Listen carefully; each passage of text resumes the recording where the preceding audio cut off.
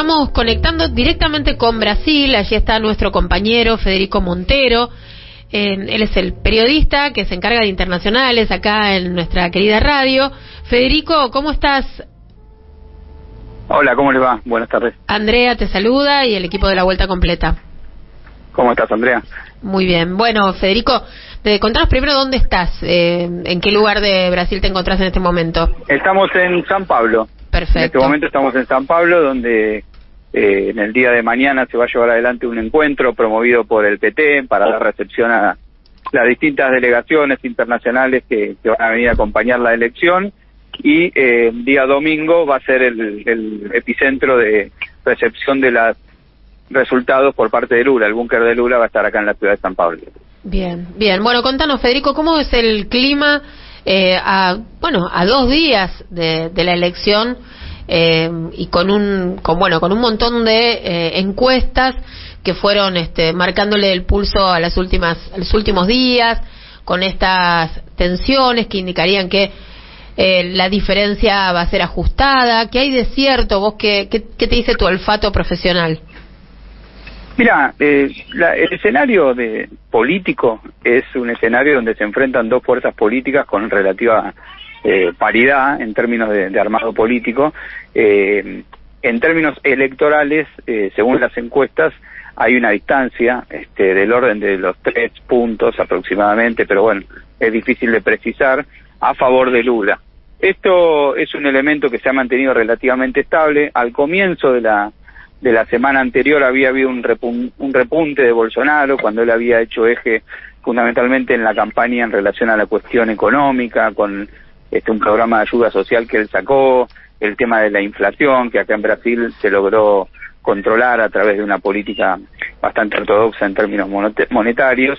Es el tercer mes seguido que Brasil tiene deflación. Entonces el elemento de esa coyuntura le había permitido a Bolsonaro recuperar, pero luego sucedieron un par de situaciones que empañaron la campaña de Bolsonaro, porque revelaron un poco las características más negativas de su personalidad y de su acción política. Por un lado, el evento con unas menores venezolanas, donde él relató que se las había encontrado en una situación bastante polémica, sórdida, donde él lo que intentaba era argumentar que las migrantes venezolanas se venían a Brasil, pero bueno, él lo dijo de una manera que llevaba a pensar que además de su machismo característico, que llevaba a pensar que había sucedido algo con esas menores. Sí, entonces eso empañó un poco la campaña. Una cuestión sexual, digamos, algún acercamiento con menores de edad, ¿no? Exactamente, eso obviamente generó, él tuvo que salirlo a desmentir.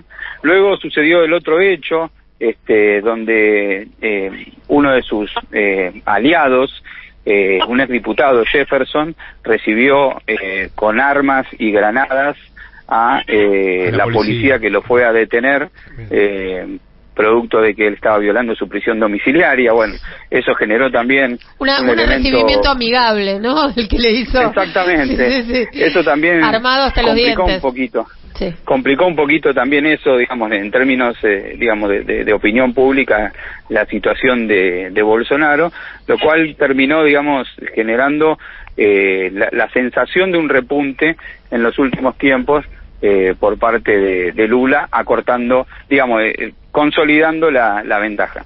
En ese marco es como se llega al día de hoy, que va a ser quizás el momento más importante de lo que queda de la campaña, porque va a ser el último debate presidencial. Sí. Tendría que haber habido otros, ¿verdad? Pero no se hicieron, así que se llega acá con toda la expectativa.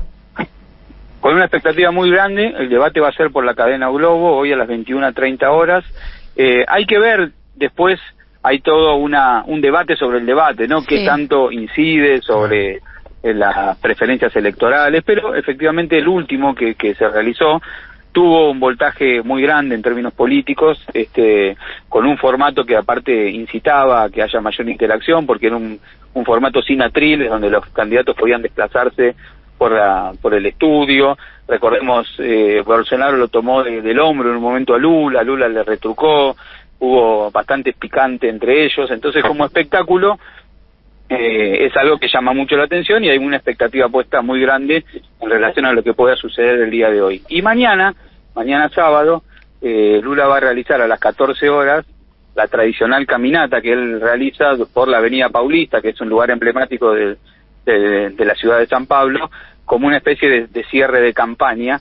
Si bien no puede hacer un acto, no puede dar un discurso, sí va a hacer una caminata, que ya lo hizo también durante la primera vuelta, con el candidato Fernando Haddad, que es el candidato a gobernador acá en el estado de San Pablo, que está yendo también a una segunda vuelta en una situación adversa, porque quien lidera las encuestas es el candidato bolsonarista, pero que también ha recortado Fernando Haddad un poco la distancia, entonces hay una expectativa puesta también ahí. Porque es importante esto último destacar, que no solamente está la elección presidencial, sino también hay segunda vuelta en varios estados que son clave para la elección. Federico, te hago una consulta, más allá de lo que dicen las encuestas o de lo que se puede leer en los diarios, ¿cuál es el análisis que hacen la gente del PT con las que vos podés estar en contacto? ¿Cuáles son los territorios que ellos consideran determinantes? San Pablo sabemos que es uno de ellos, votaron muy por debajo de las expectativas en la primera vuelta. ¿Hay algún otro estado que ellos consideren que es fundamental mejorar la votación para asegurarse el triunfo?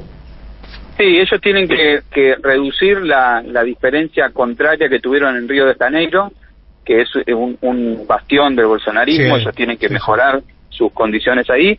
Y después está el estado de Minas Gerais.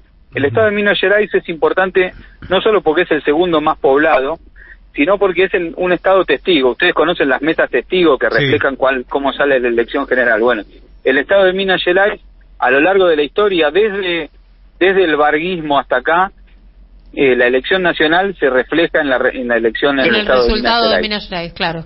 Así es. Entonces, esa es una clave, es muy importante ahí, y en ese lugar el gobernador en primera vuelta ganó Bolsonaro, pero a nivel nacional se impuso Lula ahí. Entonces ahora hay una discusión si va a traccionar más el gobernador electo a favor de su candidato a presidente o el candidato a presidente Lula, que ganó ahí, en contra del gobernador electo.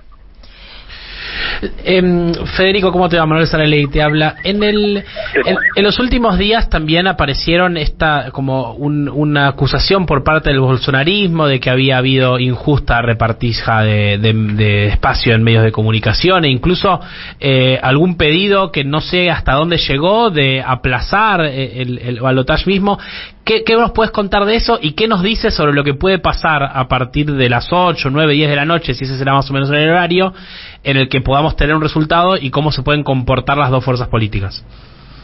¿Qué tal, Manuel? Mirá, sí, el miércoles a la noche hubo una reunión que hay trascendido, no hay mucha información demasiado clara, una reunión de Bolsonaro con altos mandos militares y algunos sectores civiles de su gobierno, producto de este cambio de clima que yo mencionaba antes, dado los escándalos que habían sucedido, donde él testeó o intentó ver hasta dónde podía llegar la posibilidad de volver a insistir con un argumento que él ya viene planteando hace bastante tiempo, que es, por un lado, impugnar el sistema electoral, por otro lado, impugnar el tipo de actitud que está teniendo la Corte Suprema y el Tribunal Superior Electoral, que están frenando muchas de las iniciativas de la fake news, obligando a desdecir cosas, poniendo, digamos, un límite en la cancha de cómo se está jugando el partido, y ahora agregándole una impugnación al modo en que se habían distribuido fundamentalmente los espacios dentro de la televisión.